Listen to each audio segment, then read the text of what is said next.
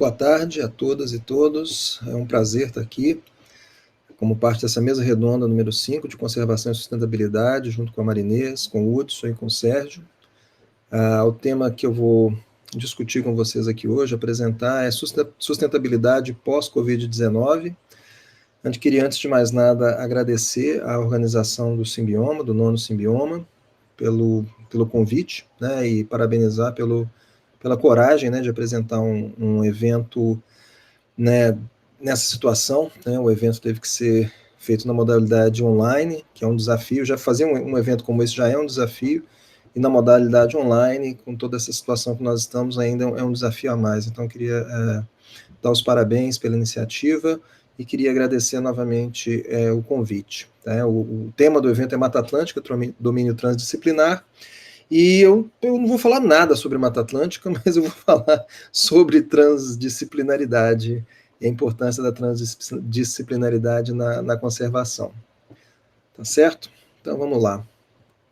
Bom, nós estamos vivendo um período, né, que muitos chamam de antropoceno. Então é um período único na história da humanidade, na história do planeta Terra, na longa história de mais de 4 bilhões de anos do planeta Terra, onde uma única espécie dominou de tal forma o planeta e ocupou de tal forma os ambientes do planeta que nós estamos promovendo mudanças muito grandes e algumas delas irreversíveis, né, ou muito difíceis de serem revertidas, extinções, por exemplo. Então, é um período muito único, né? E como o professor Dasgupta, né, apresenta no relatório que ele faz sobre biodiversidade e economia, nós estamos, ao mesmo tempo, é o melhor dos tempos e o pior dos tempos, como esses dois gráficos aí mostram para a gente. Por que é o melhor dos tempos? Porque são tempos de riqueza, né?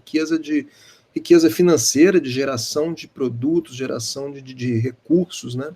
Recursos financeiros. Nunca fomos tão ricos, né? E, por outro lado, é o pior dos tempos, porque isso também se reflete na degradação ambiental. Nunca degradamos tanto o meio ambiente, certo? Essa degradação nunca foi vista antes. Né? Então, o nosso impacto hoje é comparado com grandes extinções em massa que ocorreram no passado como resultado de catástrofes, né, normalmente climáticas, ambientais, né, asteroides ou grandes catástrofes ambientais. Então, a gente tem ao mesmo tempo, né, o melhor dos tempos, com muita tecnologia, muita conexão, muita possibilidades de interação, possibilidades de coisas fantásticas de um lado, e, por outro lado, grande sofrimento por parte de uma boa parte da população que não se beneficia de todo esse progresso, de todo esse desenvolvimento, de toda essa riqueza que é gerada. Né, grande parte da população, na verdade. Esse é um dos grandes problemas e um dos grandes desafios que nós temos. Bom, em face de todos esses problemas, de todos esses desafios, todo esse desgaste ambiental, a humanidade já vem se preocupando há algum tempo, né, algumas décadas, com essas questões. Né? Então, desde os anos 60, os anos 70, né, que começou a se formar uma massa crítica de pessoas preocupadas com esse assunto, e a gente pode colocar a Rio 92 como um grande marco, né, por ter reunido líderes mundiais, né, praticamente todos os países do mundo, em torno da questão ambiental. Né? Não só os líderes dos países, os chefes de Estado, mas também uma grande quantidade de representantes da comunidade, representantes de organizações não governamentais, voltadas para o meio ambiente, para questões sociais também. Então foi um grande catalisador dessas mudanças que ocorreram a partir daí. Inclusive, né, a criação de fundos mundiais para financiar estudos, para contribuir com a redução das diferenças, das desigualdades e assim por diante. Né? Então, a partir da Rio 92 foram definidas várias diretrizes, várias ações para tentar melhorar a nossa relação com o meio ambiente, né, e o nosso impacto no meio ambiente. E desde então começou-se o embrião do que eventualmente acabou evoluindo para um projeto bem ambicioso, que foram os Objetivos do Milênio, chamados de ODMs, que foram 8 objetivos que estão aí na tela, esses quadradinhos coloridos, que visando os países mais pobres e os países em desenvolvimento, para que eles pudessem melhorar aspectos críticos sociais e ambientais.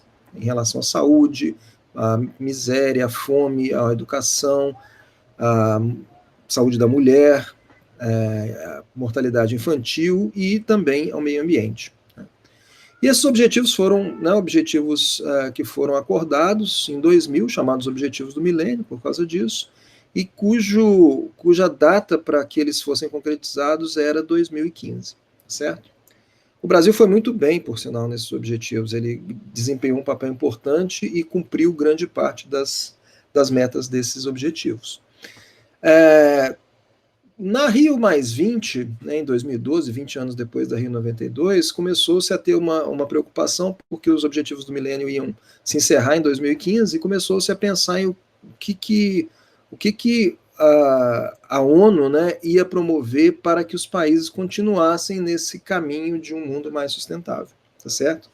E aí começou-se a pensar umas possibilidades que poderiam surgir, né? E aí acabou, em 2014, né, e 2015 oficialmente, passou-se a trabalhar com essa ideia dos Objetivos do Desenvolvimento Sustentável, que são muito maiores, muito mais ambiciosos do que os Objetivos do Milênio, e além disso eles se aplicam a todos os países do mundo, tá certo? Então foi criada a Agenda 2030, de Objetivos de Desenvolvimento Sustentável. Essa agenda é uma agenda que prevê que de 2016 a 2030, esses objetivos de desenvolvimento sustentável sejam atingidos. E quais são esses objetivos? Né? Aqui estão os 17, são muitos, que vão desde causas mais focadas na questão social, como a erradicação da pobreza, né, fome zero, saúde e bem-estar, educação de qualidade, igualdade de gênero, questões ambientais, como água potável e saneamento, a vida na água, né, vida nos oceanos, mudança climática, vida terrestre, questões econômicas, como trabalho decente, crescimento econômico, né, questão de infraestrutura, indústria, inovação, cidades e comunidades sustentáveis, e questões estruturais, institucionais, né, de governança, como o objetivo 16, que é paz, justiça e instituições eficazes, e o 17, que visa as parcerias para se implementar os objetivos. Os objetivos são, como eu falei, aplicados a todos os países do mundo, e eles precisam de uma colaboração, de uma articulação entre os diferentes países do mundo, dentro dos países, entre governos, né, no caso do Brasil, por exemplo, federal, estadual, estaduais, municipais, empresas, universidades, órgãos governamentais, organizações não governamentais, né, a comunidade, organizações comunitárias, né, o terceiro setor, todos têm que estar envolvidos buscando esses objetivos comuns, tá certo? Só para vocês terem uma ideia, né, como eu falei, eles são muito ambiciosos, são 17 objetivos, e no total né, esses objetivos ao todo têm 169 metas. Então cada objetivo tem várias metas. Aqui um exemplo, só para vocês terem uma ideia: o objetivo 1 é acabar com a pobreza em todas as suas formas, em todos os lugares. Esse objetivo tem 7 metas. A primeira delas, que eu estou mostrando aqui, até 2030, acabar com a pobreza extrema em todas as pessoas e em todos os lugares, né? Como que a gente mede essa pobreza extrema? Ela atualmente é medida com pessoas que vivem com menos de $1,25 por dia, tá certo? Agora, claro, esses são objetivos globais, né? Mas eles têm que ser adaptados às realidades locais. Então, cada país, porque quem vai implementar isso são os países, cada país ele tem que adaptar esses objetivos globais e essas metas à sua realidade. Talvez algumas dessas metas não sejam aplicáveis a alguns países. Por exemplo, um país que não tenha mar, né, por exemplo, Bolívia, né, que não tem um mar, não está banhado pelo oceano, um país como esse não vai poder atingir metas que dizem respeito à vida no oceano, por exemplo, a vida na água, né? O Brasil também, de todas as metas, se não me engano, 2 metas não se aplicam ao Brasil, porque são metas que se aplicam a países países ricos, que são metas que países ricos têm que fazer em relação aos países pobres. Então essas metas não se aplicariam ao Brasil. Mas o Brasil fez, né, uma adaptação dessas metas todas, essas 169 metas e todos os indicadores, né, o IPEA fez isso. Então, por exemplo, para essa daí, né, nós temos o mesmo objetivo, só que nós adaptamos a meta, convertemos, né, foi convertido o dólar para o dólar internacional, que é expresso pela paridade do poder de compra, tá certo? Então você tem essa paridade aí, que seria 3,20, né, esse dólar internacional aí de paridade do poder de compra. Então essa é uma adaptação aqui para o Brasil, né? Então cada país adapta a sua realidade. E cada país, na verdade, vai priorizar aquilo que seja mais relevante para a sua realidade também, certo? Bom, em relação a todas as metas, né, a ONU faz uma análise da situação dos países, né, em relação às metas. Então, agora nós estamos, por exemplo, em 2020, então já se passaram 5 anos, né? Então, nós estamos no 5º ano, né? Começamos no 1º de janeiro de 2016, né? Ele vai até 31 de dezembro de 2030, então nós estamos já no 5º ano. E, na verdade, esses dados aqui, eles dizem respeito a até 2019, né? Então 16, 17, 18, 19, os 4 primeiros anos. E aí ele te dá uma ideia de como que o país está caminhando em relação aos objetivos, para eles serem atingidos em 2030. Então, nesse caso aqui, por exemplo, os quadradinhos, eles mostram com cores o status de atingimento das metas, né, e as perspectivas de chegar nas metas no futuro. Então, como vocês podem ver, o único objetivo, o único ODS que nós estamos próximos da meta, né, estamos na meta que seria esperada para estarmos em 2020, né, 2019, né, é o 7, que é energia limpa e disponível, né, e que possa ser adquirida pelas pessoas, né. Nós temos a sorte de ter uma matriz energética, né, hidrelétrica, né, então é uma sorte histórica que nós temos, né. Agora, a gente pode ver que para todos os outros objetivos a gente tem desafios muito significantes, né, grandes para os laranja, ou gigantescos, que são os vermelhos, tá certo? Então, por exemplo, o objetivo 10, né, que vocês podem ver no gráfico circular, aí a barrinha mais baixinha do objetivo 10, que é reduzir as desigualdades, né? O Brasil é o país mais desigual do mundo, né? Um país onde quase 1/3 da riqueza está nas mãos de 1% da população, dos mais ricos. Então é um país muito desigual, né? O índice de desigualdade do Brasil realmente é impressionante. O Brasil não é um país pobre, mas é um país muito desigual. Existem países muito mais pobres que o Brasil, mas não existem tantos países tão desiguais quanto o Brasil, né? Então nós temos que avançar muito. Isso daí é pré-Covid-19, ou seja, a situação antes da pandemia, né? Então já não estava muito bom. Com esse meteoro, né, que é o coronavírus, né, atacando tudo, né, todos os países do globo, né, o que vai acontecer, né? Quais são as expectativas? O que tem acontecido? Talvez ainda esteja cedo para medir, mas a gente pode estimar o que vai acontecer, né? Quais objetivos vão ser mais afetados? Será que a gente pode mitigar esses impactos? Será que existem impactos que podem ser até positivos, né? Alguns objetivos que podem ser cumpridos mais facilmente em função da Covid-19, né? Então tudo isso são coisas que a gente gostaria de botar vocês para pensar sobre isso. Não vou ter as respostas, provavelmente vou ter mais as perguntas do que as respostas para isso, né? Esse é um artigo que saiu agora na Nature, né, onde esses autores eles são bastante críticos até aos objetivos. Eles acham os objetivos muito ambiciosos demais. Eles são realmente ambiciosos de propósito, mas eles acham que eles são ambiciosos demais. São muitos e muito complexos, que eles acreditam que a gente deveria ter menos objetivos, mais centrados, mais amarrados, né, menos metas. Mas, de qualquer maneira, então, eles fazem uma análise do que aconteceria, o que deve acontecer com esses objetivos, ou como que a pandemia compromete, né, as metas de cada um dos objetivos. Então, eu fiz esse gráfico com base nos dados deles. Cada barrinha é um objetivo, né, do 1 até o 17, e o número de metas de cada objetivo é proporcional ao tamanho da barra. Então, a gente pode ver, por exemplo, que o objetivo 17, né, que é parcerias para a implementação dos objetivos, é o que tem mais metas, ele tem 18 metas. Dessas, a gente pode ver que metade não está comprometida pela pandemia e metade está comprometida pela pandemia, tá? Se a gente pegar o objetivo 1, por exemplo, redução da pobreza, a gente vê que todas as metas estão comprometidas, tá certo? O objetivo 9 também, o objetivo 13 também, né? A barrinha cinza é uma dúvida se estaria ou não comprometido, tá? Mas você vê que, de forma geral, todas as barrinhas são, né, praticamente, quase todas são majoritariamente laranjadas, então a grande maioria das metas está comprometida pela Covid-19, tá certo?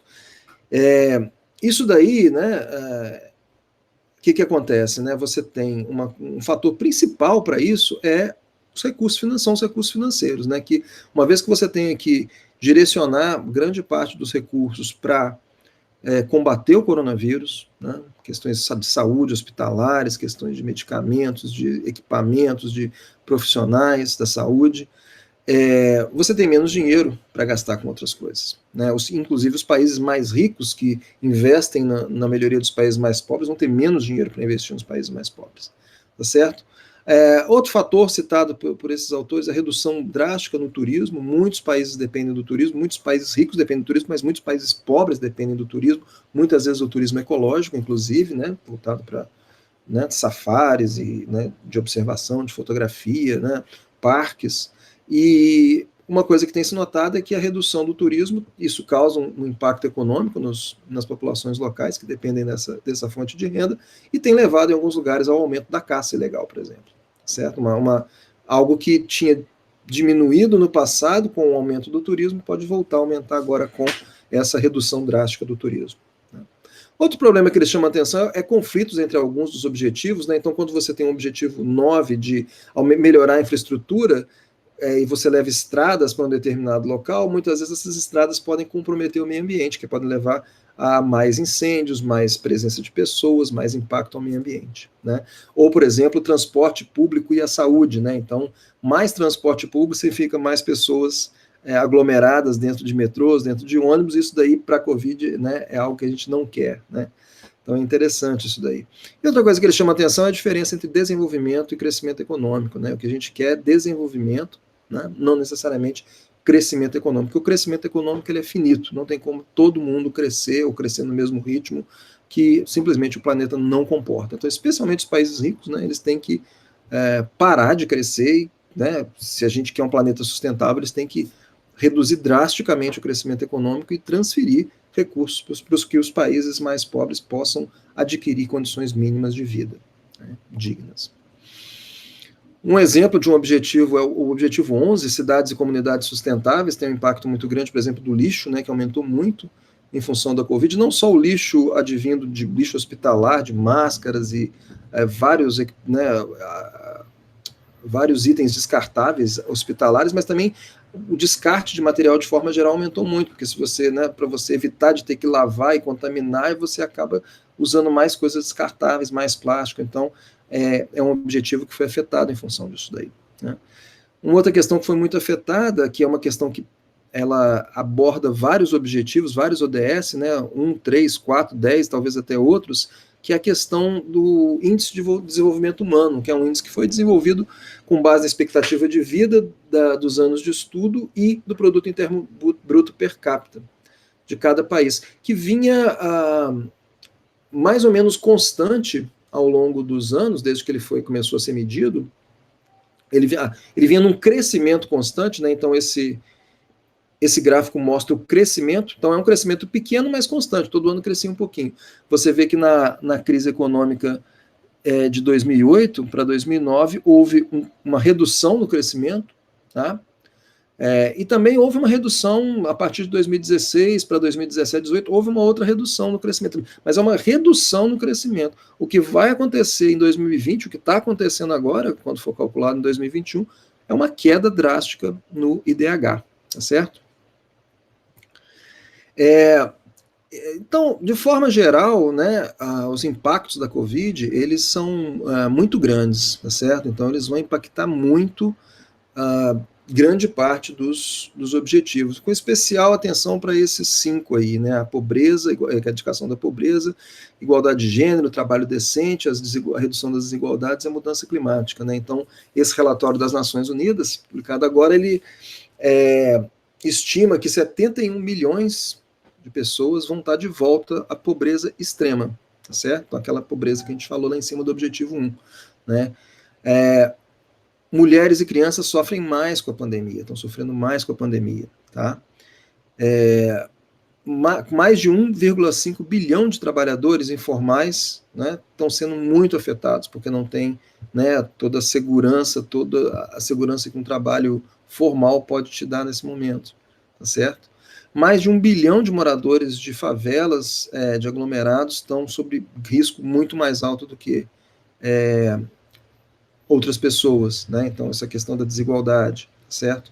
E outro que eles estimam é uma mudança climática mais rápida. Então, todos esses impactos e todas essas mudanças estariam levando a uma mudança climática mais rápida, tá certo? Então, os impactos são realmente muito grandes, muito significativos. Bom, podemos tirar coisas boas da pandemia? Será que algumas consequências podem ser benéficas para o meio ambiente, para os objetivos de desenvolvimento sustentável? Bom, algumas podem ser, né? Então, por exemplo, a redução da poluição é algo que muita gente tem falado, né?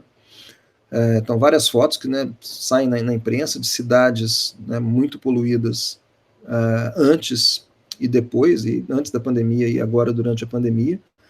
E os dados também mostram isso, né? Esse mapa aí da região da China, né, do leste da China, e a Coreia também, Coreia do Sul, um pedacinho do Japão, mostrando a redução drástica, né, na média de dióxido de nitrogênio, que é um indicador dessa poluição, né, no ar, mostra realmente que essa nuvem aí presente nessas grandes cidades da China, ela realmente ficou muito mais reduzida, tá certo? Então isso colabora com, de certa forma, com uma redução da mudança climática e também contribui para melhorar a questão da vida terrestre, né? Um outro fator que muitas pessoas têm reportado é que muitas espécies de animais, por exemplo, têm frequentado ambientes urbanos que antes eles não frequentavam, né? Ou não frequentavam, eram muito raros, né? Então você tem muitas fotos aí de vários animais, né, atravessando ruas, andando pelas cidades vazias muitas vezes, né? Essa primeira foto à esquerda aí dos macacos, na verdade, não é bem isso. No fundo, esses macacos já frequentavam o ambiente urbano e, inclusive, eles comiam a comida que as pessoas davam para eles, né? Então, aí, na verdade, eles estão todos desesperados atrás de comida, porque as pessoas foram embora e eles ficaram sem a comida deles. Então, quando aparece um carro, alguém assim que pode, eles saem correndo tudo atrás para poder ter mais comida, né? Mas uma questão é a seguinte, né? Essas questões aí, tanto a questão da poluição quanto a questão do retorno de animais, o retorno, então, né, conquista de áreas urbanas por muitos animais, eles são temporários, certo? Então, alguns autores têm chamado isso de antropausa, né? Uma pausa no antropoceno, então seria uma antropausa.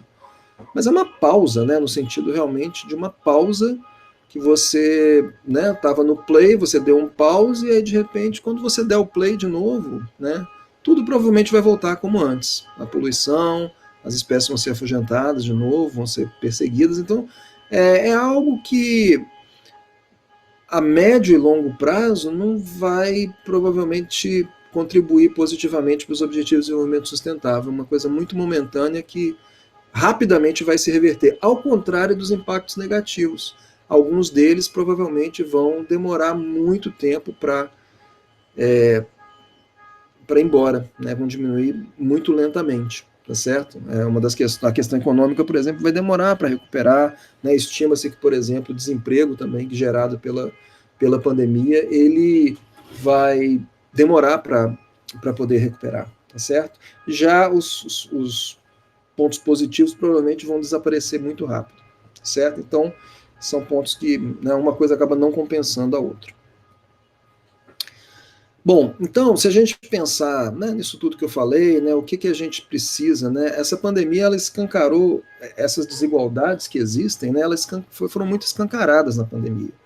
Né, então não adianta você, por exemplo, né, simplesmente querer que estudantes que tinham aulas presenciais passem a ter aulas pela internet. Claro, a internet é um aliado muito forte que pode resolver muito do problema do distanciamento das salas de aula, por um lado, mas por outro lado, muita gente não tem acesso, né? Você pode resolver o problema para para que naqueles países com mais ricos, em qualquer país, para aquelas pessoas mais ricas, mas você tem uma parcela da população muito grande, em muitos lugares, a maioria, que não tem esse acesso, né? Então você não consegue compensar, né? Então essas desigualdades, né? Enquanto você tem pessoas que moram muito bem, nos melhores lugares do mundo, e contam com uma vida plena, com cultura, com educação, com saúde de qualidade, com alimentação de qualidade, ao lado dessas pessoas, muitas vezes você tem, inclusive no Brasil, né, um exemplo disso, você tem pessoas morando na miséria, sem água, sem esgoto, sem água para poder lavar a mão, né, não adianta, vamos lavar as mãos, não tenho água para lavar a mão. Sem água, sem esgoto, sem alimentos, sem saúde, sem educação, sem arte, sem cultura, sem casa, muitas vezes, né? Sem documento, sem existir, né? São pessoas invisíveis, né? Muita gente não tem documento. Então, né, há pouco tempo eu vi uma reportagem onde um morador em situação de rua apareceu na televisão, foi entrevistado, a família dele, ele dava notícia há 10 anos, a família dele chamou ele para morar com eles, ele não podia pegar o ônibus, conseguiu o dinheiro, mas ele não podia pegar o ônibus porque ele não tinha uma carteira de identidade, né? Então, sequer um documento a pessoa tem, tá certo? Então, a gente precisa de valorizar a cooperação entre as pessoas, entre os países, entre as instituições, entre o Estado, entre a sociedade civil, as empresas. A gente precisa estimular a empatia, tá certo? A gente precisa estimular a equidade, valorizar a equidade, que é diferente da igualdade, porque na equidade você distribui os recursos não igualmente, com a mesma quantia para todo mundo, mas você distribui mais para quem tem menos e menos para quem tem mais, né? Porque dessa forma você corrige, né, essa desigualdade brutal que existe no mundo, especialmente no Brasil, tá certo? A inclusão, de você incluir pessoas, né? Você incluir essas pessoas que foram excluídas, né? Excluídas por causa de questões financeiras, excluídas por questões raciais, excluídas por questões religiosas, por, né, diversos preconceitos, que existem na nossa sociedade, né? A questão da solidariedade, então, a solidariedade, ela de fato, ela até aflorou nessa pandemia, né? Muitas iniciativas de solidariedade apareceram, então seria importante que essas iniciativas continuassem, né? O desenvolvimento sustentável, ele depende desse tipo de pensamento, desse tipo de mentalidade, né? Na ONU, eles sempre falam que o desenvolvimento sustentável ele tem 5 P's, né? 5 pilares que são 5 P's, né? Que são as pessoas, né? A prosperidade, né? Garantir uma vida digna para essas pessoas, a paz, né? As pessoas viverem em paz, as parcerias para que, né? Que foi o que eu falei, para que isso se concretize, e o planeta, né, onde as pessoas vivem, né, proteger os recursos naturais. Então, tudo isso são pilares interconectados, tá certo? E a transdisciplinaridade, né, que é o tema do Symbioma, faz parte desse universo, inclusive dos Objetivos de Desenvolvimento Sustentável, né? Infelizmente, a gente tem um governo que não dá importância para nada disso, né? As prioridades desse governo são outras, né?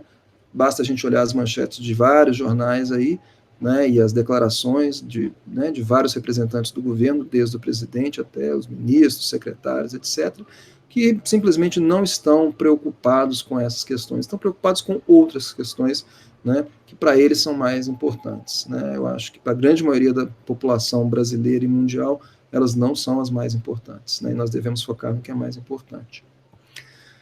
Bom, eu apresentei esse mesmo slide em outubro do ano passado, né, e a gente, na época, os nomes estavam todos pretos, né? Então eu fico até satisfeito que 2 já saíram, né? E um já está quase saindo, espero que ele saia logo, né? E eu espero que outros mais saiam, né, ao longo do tempo. E eu tenho a esperança de que a gente vote em representantes, né, nas próximas eleições e em outras no futuro que estejam mais alinhados com esse pensamento que eu acabei de apresentar, tá certo? Então eu vejo uma esperança para que tudo isso melhore no futuro, né, mas para isso a gente tem que votar bem, votar certo, escolher representantes que representem os nossos anseios de fato, tá certo? Eu queria agradecer, muito obrigado, grande abraço.